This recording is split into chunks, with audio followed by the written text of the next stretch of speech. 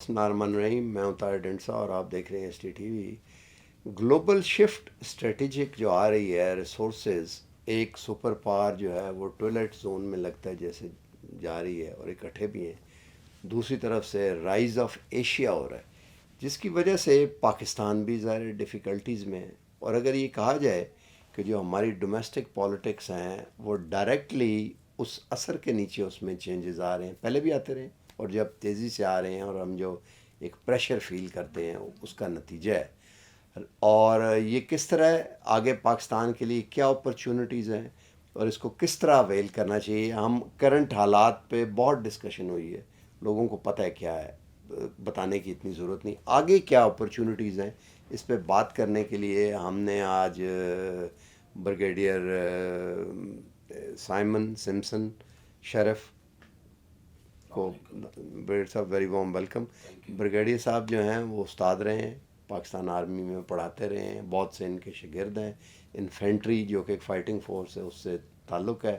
33 سال 1972 سے لے کے تو 33 سال فوج میں سرو کیا ہے، اور ابھی بھی اگر آپ دیکھیں تو ورکنگ پیپر اور دوسری چیزیں ان کی جو ہیں وہ چھپتی رہتی ہیں۔ He is in print and electronic media and now in digital media as well. Brigadier صاحب تھوڑا سا بتائیں کہ آگے کیا اپرچونٹیز ہیں پاکستان کے لیے؟ فی الحال تو پاکستان ایک جمود کی حالت میں ہے، سٹینڈ سٹل میں ہے، لیکن 2 سال پہلے جہاں پاکستان تھا تو Pakistan was poised to become a very viable actor in the rising Asia, اور اگر وہ ہو جاتا تو اس وقت پاکستان دنیا کے سب سے بڑے معاشی، پاپولیشن کے لحاظ سے اور مسلم بلاک کا وائبل ممبر ہوتا، کیونکہ آپ اگر روس، چین، پاکستان، ایران، ٹرکی کو لے لیں، اس کے ساتھ پھر انڈونیشیا کو ملا لیں اور ملیشیا کو بھی ملا لیں تو یہ بہت بڑا اسلامک بلاک بنتا ہے۔ آپ کو یاد ہوگا ملیشیا میں کانفرنس ہوئی تھی، عمران خان صاحب نہیں گئے تھے، یہ بھی اسی کے تانے بانے تھے۔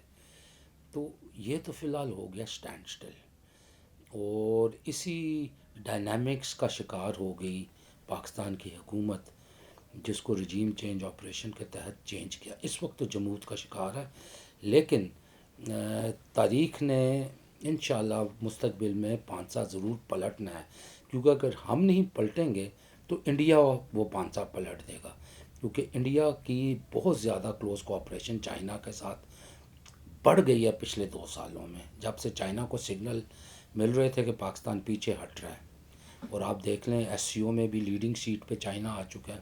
پاکستان کا آئیڈیا تھا، فاؤنڈنگ ممبرز میں تھا، پاکستان اب اس میں کہیں بھی نہیں ہے۔ اسی طرح شنگھائی تنظیم اور باقی چیزیں، برکس بھی آپ دیکھ لیں۔ لیکن یہ دس ٹیبل ول ٹرن، کیونکہ جو کچھ اس وقت پاکستان میں ہو رہا ہے نا، یہ مصنوعی ہے۔ یہ مصنوعی پن پاکستان میں بہت عرصے سے ہے، 1948 سے اب تک ہے۔ اگر کبھی پروگرام میں ٹائم ملا تو میں آپ کو فیکٹس اینڈ فگرز کے ساتھ اچھا یہ بتاتا بتائیے کہ آگے آپ کیا سمجھتے ہیں کس طرح پاکستان ٹیبل ٹرن کس طرح ہوگا، کس طرح جا رہا میرے خیال میں تو سب سے اہم چیز یہ ہے کہ پاکستان میں فری اینڈ فیئر الیکشنز ہوں، ہے وہ تو؟ کیونکہ اچھا، کیونکہ اگر عدالتوں کا حکم بھی موجودہ حکومت یا موجودہ سسٹم نہیں مانے گا تو اس کے بعد صرف ایک چیز رہ جاتی ہے، فری اینڈ فیئر الیکشنز میں جو بھی پارٹی جیتتی ہے as representative of the aspirations of the people of Pakistan, پھر اسٹیبلشمنٹ کو، جس میں بیوروکریسی بھی آپ کی شامل ہے، آپ کے ایگزیکٹو کی تمام برانچز شامل ہیں اس کے اندر، ان سب کو بھی ایک پیج پہ آنا پڑے گا، ڈائلاگ کرنا پڑے گا۔ اچھا یہ بتائیے، وہ ٹھیک ہے، یہ بتائیے کہ یہ جو ویسٹ سے شفٹ ہو کے ایشیا کی طرف اکنامک پاور آ رہی ہے، پاکستان اس کا بینیفیشری کس طرح ہو سکتا ہے؟ پاکستان اس طریقے سے بینیفیشری ہو سکتا ہے کہ جو ہمارا پوٹینشیل آف نیشنل پاور ہے وہ بہت زیادہ ہے۔ نیشنل پاور ایک سبجیکٹ ہے اسٹریٹجی کا، انٹرنیشنل ریلیشنز کا۔ ایک نیشنل پاور جو آپ کی ایگزسٹ کرتی ہے جغرافیہ کے حساب سے، وہ تو ہماری ہے۔ لوگ کہتے ہیں 3 ایشیاز کو ملاتا ہے، پیوٹ ہے، لنچ پن ہے. جو ریسورسز ہیں آپ کی، جن کو ہم ریئلائز کر سکتے ہیں انتھک محنت کے ساتھ، آپ کے پاس سونا ہے، آپ کے پاس کاپر ہے، آپ کے پاس کوئلہ ہے، آپ کے پاس 20 سے زیادہ مختلف ڈرینیج سسٹم ہے دریاؤں کے، آپ کے پاس ایگریکلچر ہے جس کو آپ نے مضبوط کیے رکھا ہے، اس کو پروان نہیں چڑھنے دیا، آپ کے پاس کمیونیکیشن سسٹمز ہیں، اسکلڈ مین پاور ہے. You have all the resources and all the seasons of the world into one package which is Pakistan. اور ہم نے اس کا فائدہ ہی نہیں اٹھایا. 2 سال پہلے میں یہ کہتا تھا کہ 3 سالوں میں ہم ٹیک آف کر سکتے ہیں 7 to 8 GDP پہ. اب پرہیپس جو کچھ ہو گیا، ہمیں زک لگ گئی ہے، ڈرا ڈاؤن ہو گیا ہے پچھلے 1 سال میں اسپیشلی، تو مے بی اندر 3 to 5 years we can be back to a GDP of 7-8. اگر تمام سنرجی پاکستان میں پیدا ہو جائے بالکل ٹھیک. اداروں کے. آپ کیا سمجھتے ہیں کہ اگر ہم نیرو ڈاؤن کریں تو کون سے 2-3 ایریاز ہیں جن میں اکنامک سائڈ پہ زیادہ آگے توجہ دینی چاہیے؟ پہلی تو ہے کمیونیکیشنس. اچھا. Economy moves on wheels. آپ یورپ میں جائیں، آپ رشیا میں جائیں، چائنا میں جائیں، کہیں بھی جائیں، امریکہ میں جائیں، آپ ان کے وسیع تر ریلوے سسٹمز دیکھیں. وہ صرف پیسنجرز کو لے کے نہیں چلتے ہیں، وہ فریٹ لے کے چلتے ہیں، مال گاڑیاں. مال گاڑیاں. اور چائنا کا جو پروجیکٹ ہے ہائبر وغیرہ کا اور دنیا تک جانے کا، ان کی ٹرینیں یورپ تک جا رہی ہیں. ہمارے پاس اتنا اچھا ٹرینز کا انفراسٹرکچر تھا، لیکن that was built in the 19th century early part of. ہم نے اس کو امپروو نہیں کیا. آئی تھنک جب کمیونیکیشن کنیکٹ کرے گی نا، آپ دیکھیں فرسٹ ورلڈ وار میں one of the major causes of war was advent of railways and telegraph. اس نے اتنا بڑا ٹیکنالوجی نے بوسٹ دیا تھا کہ ملک امیر ہو گئے، اور پھر انہوں نے جنگ کی آپس میں. ایک تو first is our communication infrastructure. پھر ہمارے پاس ready to use agriculture, this is the second.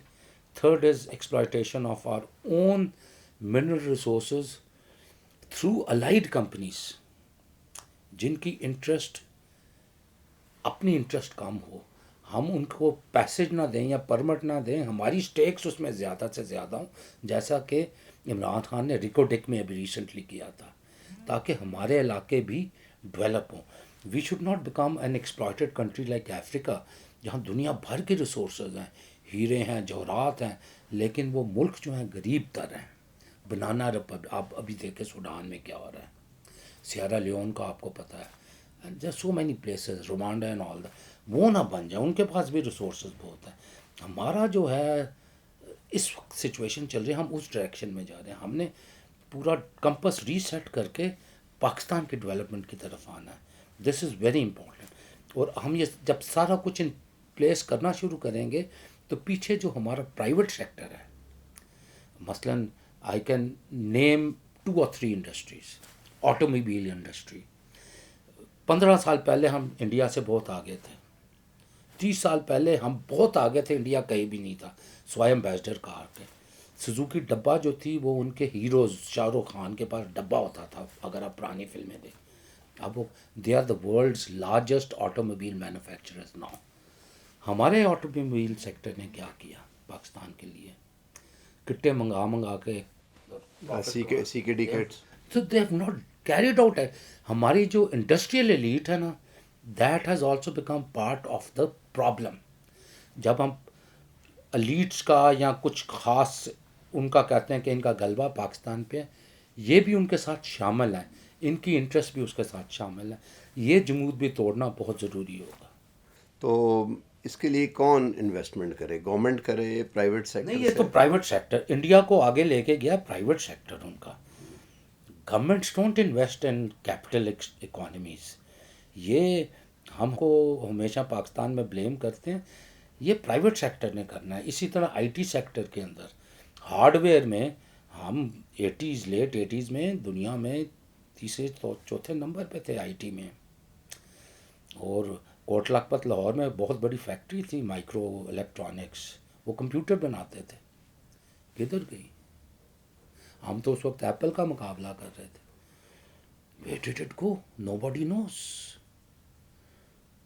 کسی نہ کسی کی انٹرسٹ تھی نا کہ اس انڈسٹری کو گرو نہ. اسی طرح ہماری ایگریکلچر انڈسٹری کو جو دنیا کی آرڈننس فیکٹریز ہیں, ایمونیشن فیکٹریز ہیں, انہوں نے بارود کو فرٹیلائزر میں کنورٹ کر دیا. تو آپ ابھی بارود جو ہے وہ اپنی زمینوں کو دیتے رہتے ہیں, اسی کے ساتھ سوسائڈ بامبر بھی دھماکے کرتے ہیں. آپ کی زمینوں کو وہ ضرورت نہیں ہے. یور ریلوویل پلینس, اللہ تعالیٰ نے آپ کو اتنی زیادہ حیاتیات اور معدنیات مٹی کے اندر دی ہیں کہ وہی مٹی آپ کے لیے سونا پیدا کر سکتی. You don't let them do it. ادھر آپ دیکھیں downstream agriculture industry, it's all controlled by mafias in Pakistan, and they are representative of the mafia which is across the Atlantic Ocean. یہ اسی طرح انہوں نے پوری دنیا کو قبضہ کیا ہوا ہے. ان سب سے چھوٹیں گے تو ہمارا ایگریکلچر آزاد ہوگا ایک دم. بڑی ڈاکٹر ظفر الطاف کے فوت ہو گئے, انہوں نے بڑی کوشش کی, but he was a loan warrior. لیکن جہاں جہاں بھی انہوں نے اپنا نقش چھوڑا, آپ دیکھیں پروسیسڈ ملک میں, آپ دیکھیں اس وقت آلیو آئل میں, یہ جو خان پور کے مالٹے آپ کھاتے ہیں میٹھے میٹھے زبردست ٹیسٹ والے, اسٹرابیریز کا, یہ سارے ان کے پروجیکٹ تھے. ایک آدمی امیجن کرے اگر ایک آدمی اتنا makes a difference in Pakistan, 100 آدمی کتنا بڑا ڈفرینس کریٹ کر دیں گے. اچھا لاسٹ, کیونکہ پروگرام کا وہ ٹائم ہو رہی ہے, بتائیں کہ واٹ بغیر کسی کا ذکر کیے کہ فلاں یہ کرے تو یہ فلاں کرے, واٹ ڈو یو تھنک کہ ٹرمز کب تک آ جائے گا یہ ملک اور آگے ٹھیک اب چلنا شروع ہو جائے گا؟ اٹ آل ڈپینڈز الیکشنز کب ہوں گے. Second, elections free and fair transparent ہوں گی یا نہیں ہوں گی. اگر تو ہوگا اور صحیح عوامی نمائندے, it will take another 5 years, one term, کہ ہم واپس آنا شروع کریں گے. ہم بہت پیچھے چلے گئے, ہم 6 کے جی ڈی پی سے مائنس میں چلے گئے ہیں ایک سال کے اندر. 5 years ٹرم اینڈ دوبارہ پھر آپ کا وہ بیسک اسٹرکچر بننا شروع ہوگا, پھر آپ آگے نکلیں. We've gone about 30-40 years behind now. Pakistan بہت پیچھے نکل گیا ہے, اور انڈیا جو ہمارا دشمن ہے وہ چھلانگے مار کے ہم سے 1 سینچری آگے نکل گیا, 1 سینچری آگے نکل گیا. اب اس گیپ کو ہم نے کور کرنا ہے. چلیں جی, بہت بہت شکریہ for coming to the programme. اور باٹم لائن یہ ہے کہ جو بھی ہے کم از کم ہمارے پاس یہ ملک ہے ابھی بھی, اور آئی ہوپ کہ یہ ٹھیک ہو جائے. اور جیسے کہ بریگیڈیئر صاحب نے بتایا کہ ڈفرینٹ سیکٹرز میں کہاں کا پوٹینشیل ہے, تو let's hope for the best. آج تک کے لیے اتنا ہی. اللہ حافظ.